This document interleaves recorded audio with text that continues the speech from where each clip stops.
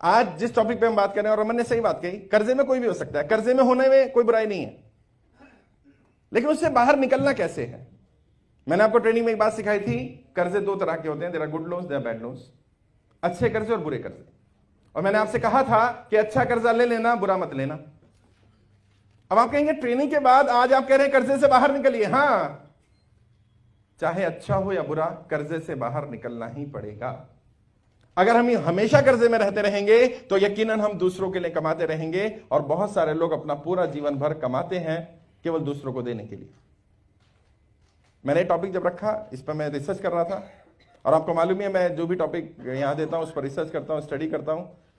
तो एक दो लोगों से मिला, एक दो ऐसे लोग जिनके पास बहुत बड़ा कर्जा था, तो उन्होंने मुझे बताया अपनी जिंदगी की कहानियां, और ऐसी कहानियां कई बार आंखों में आंसू आ जाते हैं सुनकर।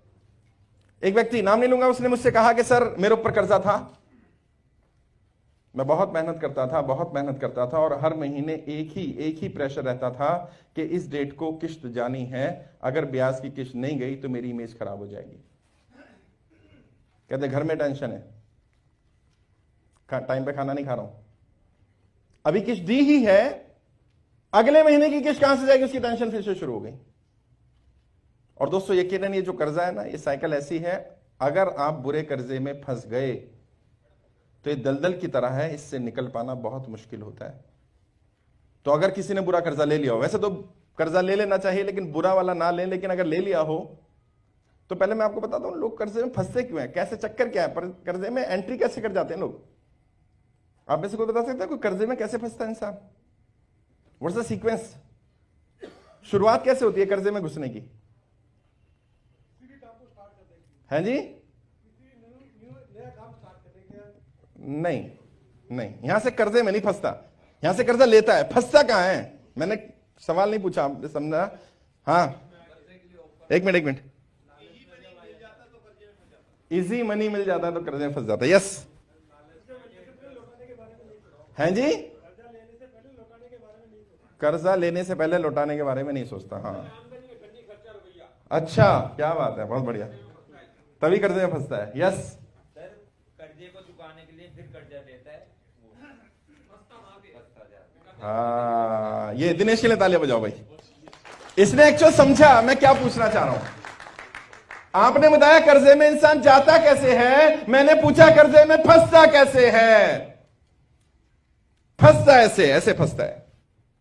मैंने 10 लाख रुपए लिया, मेरी प्लानिंग थी इस 10 लाख रुपए को 3 महीने में 20 लाख कर दूंगा, 10 लाख लौटा दूंगा, 10 लाख का धंधा खड़ा कर दूंगा। है इसमें प्लानिंग में कोई बुराई तो नहीं भाई? मैंने अपनी प्लानिंग पूरी फुल प्रूफ, प्लान ए भी बनाया, बी भी बनाया, सी भी बनाया, और मेरी प्लानिंग कहती है मैं 10 का 30 कर सकता हूं, लेकिन मैं 20 पर सोच रहा हूं, 10 का 20 हो जाएगा, 10 वापस कर दूंगा और 10 बच जाएगा, मेरा काम चल पड़ेगा। 10 का 8 रह गया, अब क्या करूंगा? अब 10 और ले लूंगा, 20 का 40 कर दूंगा, 20 लौटा दूंगा, 20 फिर बच जाएगा धंधे में। हैं? अभी तो लिमिट है ना, क्रेडिट लिमिट मिली हुई है मेरे को, 10 लाख और ले सकता हूं ना, तो 10 और लिया, और अब की बार ये सोचा कि अब जल्दी से जल्दी इसको लौटा दूंगा और अपना धंधा 20 का करूंगा, 20 कमा कर दे दूंगा। अब फिर 20 का 12 रह गया, अब टेंशन शुरू हुई, अब 10 में काम नहीं चलेगा, क्योंकि जो 20 लाख की किश्त जानी है, बिजनेस में भी पैसा चाहिए, खर्चे भी रेगुलर चल रहे हैं।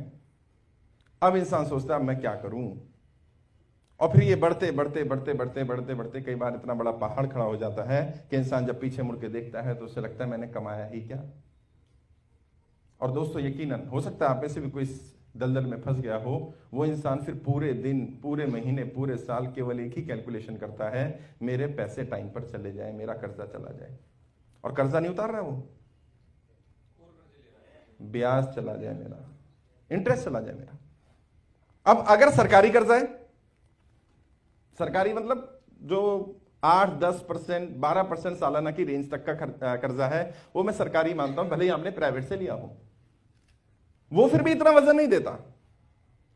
जो इससे ऊपर का कर्जा है 1.5-2% महीने का, 2.5%, यहां एक हमारे स्टूडेंट ही है शायद, नहीं अगले बैच में आएंगे, साहब मैंने 3.5% पे कर्जा लिया हुआ है, 3.5% पर मंथ पे कर्जा लिया हुआ है। अब नहीं, सुन लेंगे 3.5% पर मंथ पे कर्जा लिया हुआ है, और कर्जा कितना लिया है? 1.5 करोड़ रुपए लिया हुआ है। यार एक आदमी अपनी लिमिट तो देखे कि मैं हर महीने कितना ब्याज भरूंगा। और आगे उसने बताया मैं 3 साल से फंसा हूं इसी लेवल पर, 3 साल से। कहते जब तक मेरे पास ये ऑप्शन थी मैं कर्जा ले सकता हूं, लेता रहा, और कभी भी एक बार में 10 लाख से ज्यादा नहीं लिया, लेकिन आज फिर भी इतना बड़ा पहाड़ खड़ा हो गया। तो मैंने उसकी कहानी सुनने की कोशिश की, और फिर उसने उससे बाहर निकलने के लिए क्या स्टेप्स उठाए और उसके कितने असर हुए, उनको भी मैंने अपनी इस ट्रेनिंग में कुछ हिस्से में डाला है। आज हम शुरुआत करते हैं, आखिर प्रॉब्लम आती कहां है, कर्जे से बाहर निकलेंगे कैसे। कर्जे से बाहर निकलने के आज 20 तरीकों पे बात करेंगे।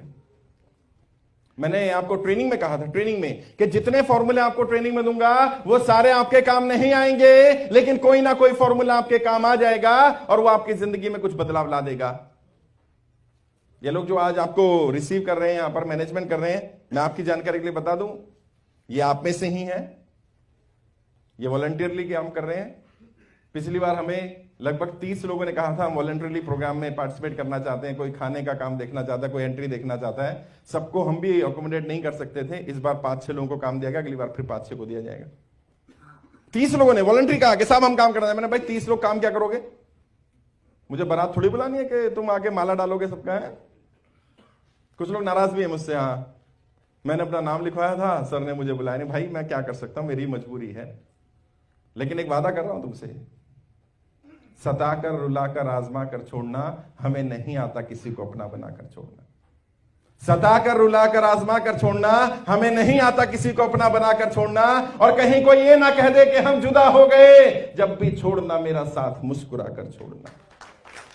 मैं भी ऐसा ही हूं, मैं छोड़ता नहीं हूं किसी को। मैं तुम्हें सबको लेकर जाऊंगा, तुम सबको अपने साथ उस सफर पर लेकर चल रहा हूं।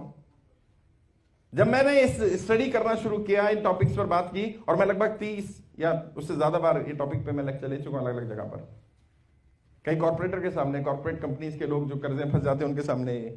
कई लोग हैं आप में से भी शायद जिन्होंने 1-to-1 काउंसलिंग ली होगी कर्जे से बाहर निकलने, उनको मैंने तरीके सिखाए। हर बार जब मैं किसी के साथ बैठता हूं और कर्जे में फंस जाता है, तो कुछ फॉर्मूले तो मैं उसको देता हूं, कुछ वो मुझे दे देता है कि साहब इतना तो मैंने कर लिया। तो इनमें से बहुत सारे काम ऐसे होंगे जो आप ऑलरेडी कर रहे होंगे, लेकिन सबसे पहले शुरुआत यहां से करें। मेरे इतने साल के तजुर्बे में, लगभग 16 साल इंडस्ट्री में मुझे हो गए, मैक्सिमम लोगों के साथ सबसे बड़ी समस्या यह है, जब उनसे पूछा जाता है आपके पास कर्जा कितना, तो कहते हैं 10-12 है, 8-10, 20-25। बड़ा लाइटली लेते ना। आप में से भी किसी को पूछो भाई साहब कितना कर्जा है, कहते हैं 25-30। भैया 25 या 30 और मिलेगा 35। जब कैलकुलेट करेगा ना तो 35 निकलेगा। क्यों भूल गया होगा? ओ 7 लाख तो उसके देने थे, वो तो याद ही नहीं रहे। और यार 3 लाख तो बैंक का भी तो जा रहा है, और गाड़ी की किस्त भी तो जा रही है, वो भी तो कर्जा ही है। बाद में अब समझ आता है उसको। हाँ, गाड़ी किस्त को तो कर्जा नहीं मानते हैं, नहीं मानते ना भाई। हाँ, गाड़ी किस्त कर्जा थोड़ी है, कमेटी देना कर्जा थोड़ी है। जो मैंने पैसा देना है वो सारा कर्जा है। बैंक का देना है तो कर्जा है, प्राइवेट देना है तो कर्जा है, बहन का देना है तो कर्जा है, जिस पर ब्याज नहीं है वो भी कर्जा है। मैक्सिमम लोगों को मालूम नहीं है कि मेरे ऊपर कर्जा कितना है। तो आज सबसे पहला काम क्या करेंगे? सबसे पहले कैलकुलेट करेंगे मेरे ऊपर किसी की भी देनदारी कितनी है। किसी की भी, अगर किसी को छोटा मोटा अमाउंट छोड़ देना, 10, 20, 5,000, 50,000 की रेंज तक का, अगर किसी को कोई बड़ी देनदारी देनी है, अगर आपने कर्जा नहीं भी लिया और आपने केवल कमिटमेंट की है कि मैं आपको 50,000 रुपए दूंगा, उसको भी कर्जा मानिए, उसको भी लिख लीजिए। उसमें सारी देनदारी, मुझसे किसको क्या उम्मीद है, कौन मुझसे क्या चाहता है, उसको लिख लीजिए। और इसमें आपकी गाड़ी का, घर का, बच्चों का, जो भी जहां से पैसा लिया, जहां तुम्हें पता है कि मुझे हर महीने किसी का लौटाना है वो पैसा। गाड़ी पहले ले ली ना, गाड़ी की कीमत बाद में दे रहे हो तो पैसा लौटाना है ना भैया, लिख लो उसको, कर्जा है वो आपके ऊपर। अब देखेंगे उस कर्जे से बाहर निकलने का तरीका क्या होगा। तो सबसे पहले तो ये कैलकुलेट करें कि आपके ऊपर कर्जा कितना है, और कर्जे की जब लिस्ट बनाए तो लिस्ट की तरीका क्या होना चाहिए। कैसे लिस्ट बनाएंगे, दो लिस्टें तैयार करेंगे कर्जे की। पहली, सबसे पहला काम क्या करें, write them all in descending, मतलब डिक्रीजिंग ऑर्डर, कर्जे को उनके ज्यादा से कम के ब्याज के लेवल पर और पैसे के क्रम में लिखना है। मानो मेरे ऊपर 10 लाख कर्जा है, 10 लाख सबसे ऊपर, किसी का 8 लाख है, 8, 7, 6, 5, 4, 3, 2, 1, 50,000, 25,000, 10,000 लिख लो। पहली लिस्ट तैयार हो गई आपकी। सबसे बड़ा कर्जा सबसे ऊपर लिखेंगे और सबसे छोटा नीचे लिखेंगे, और ऊपर से नीचे की तरफ आते रहेंगे, लिस्ट तैयार होगी। और एक दूसरी लिस्ट तैयार होगी, सबसे ज्यादा रेट ऑफ इंटरेस्ट वाला कर्जा सबसे ऊपर और सबसे लोअर रेट ऑफ इंटरेस्ट वाला सबसे नीचे। एक ही पेज पर भी बना सकते हैं, एक पेज पर बनाएंगे तो इजी रहेगा आपको उससे निकलना, क्योंकि आपके सामने, आंखों के सामने दोनों चीजें आ गई। हो सकता है जो कर्जा अमाउंट सबसे बड़ा हो 50 लाख रुपए, उसका रेट ऑफ इंटरेस्ट सबसे कम हो, और जो सबसे छोटा है 2 लाख रुपए, उसका रेट ऑफ इंटरेस्ट सबसे ज्यादा हो 5%। ऐसा हो सकता है। अक्सर लोग मुझसे पूछते हैं, मुझे कौन से कर्जे से बाहर पहले निकलना चाहिए, जिसका रेट ऑफ इंटरेस्ट ज्यादा हो या जो अमाउंट ज्यादा हो।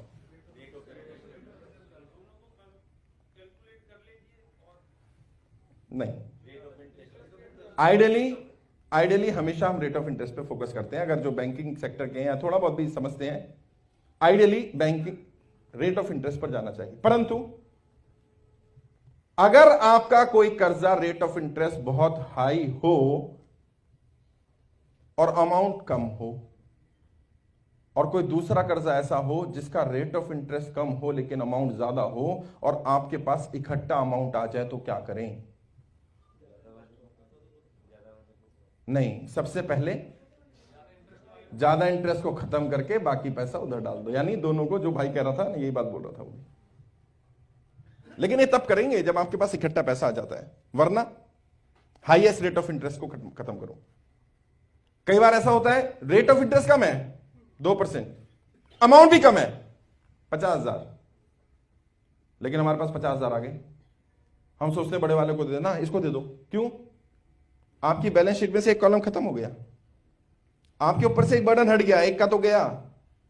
आपकी लिस्ट में 5 लोग हैं, 10 लोग हैं, 12 लोग हैं, फर्क नहीं पड़ता, लेकिन जैसे जैसे लोग कटते जाएंगे आपका कॉन्फिडेंस लेवल हाई होता जाएगा। अब 2 बचे हैं, अब 3 बचे हैं, अभी 10 लोगों का था, अभी 2 लोगों का रह गया। आपको पता चले कि मैं कर्जे से बाहर निकल रहा हूं, अभी तक तो हम कर्जे में ही फंस रहे हैं। मैंने आपको फ्री सेमिनार में एक बात बताई थी, शायद आप सबने सुनी होगी, मैं फिर एक्सप्लेन करता हूं। गुरु चाणक्य से चंद्रगुप्त ने पूछा, गुरुदेव यदि कभी दलदल में फंस जाए तो क्या करें हम। तो गुरु चाणक्य जवाब देते हैं, क्या, अगर कभी दलदल में फंस जाओ तो सबसे पहले क्या करो, दलदल से निकलने का पहला नियम अपनाओ। और वो पहला नियम क्या है, फालतू के हाथ पैर मारने बंद करो। कर्जे की दलदल में अगर फंस जाओ तो यही नियम वहां लागू होता है, ये फालतू का कर्जा दोबारा लेना बंद करो। तय करो, अब चाहे कुछ भी हो जाए, अब मैं कर्जा नहीं लूंगा, चाहे सिचुएशन कुछ भी हो जाए, अब दोबारा पैसा नहीं लूंगा। और ये बात कहने में तो अच्छी लगती है, लेकिन प्रैक्टिकली जब ये करने पे आता है ना इंसान, तो बड़ा बुरा लगता है उसको।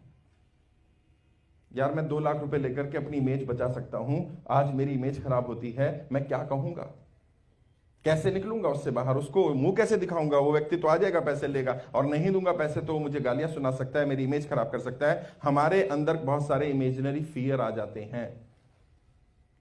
कहते हैं इमेजिनरी फियर अपने आप दूर हो जाएंगे। आप इस सीक्वेंस पे चलिए, कर्जे से बाहर निकलने के तरीके पर चलिए। आप कर्जे को लिख लीजिए, लिस्ट तैयार कर लीजिए, और यहां से आपका दलदल से निकलने का पहला स्टेप शुरू होगा। दूसरा नियम क्या है दलदल से बाहर निकलने का? कहते हैं किसी मजबूत चीज का सहारा लो, और उस मजबूत चीज के सहारे आहिस्ता आहिस्ता आहिस्ता आहिस्ता अपने आप को बाहर खींचो। कहते हैं कर्जे से बाहर निकलना हो तो आपके पास एक ऑप्शन है। क्या आपके पास है कोई मजबूत चीज? क्या कोई मजबूत सहारा है आपके पास ऐसा, जिससे आप रस्सी डाल करके अपने आप को बाहर खींच सकते हैं? क्या कोई ऐसी एसेट है आपके पास जिसकी अभी आपको जरूरत नहीं है? कोई ऐसी संपत्ति है, कोई ऐसी चीज है जिसकी अभी इमीडिएटली जरूरत नहीं है? कोई गोल्ड हो सकता है, कोई ऐसी प्रॉपर्टी हो सकती है जो फ्यूचर प्लान के लिए ली गई हो, लेकिन आज कर्जे की टेंशन की वजह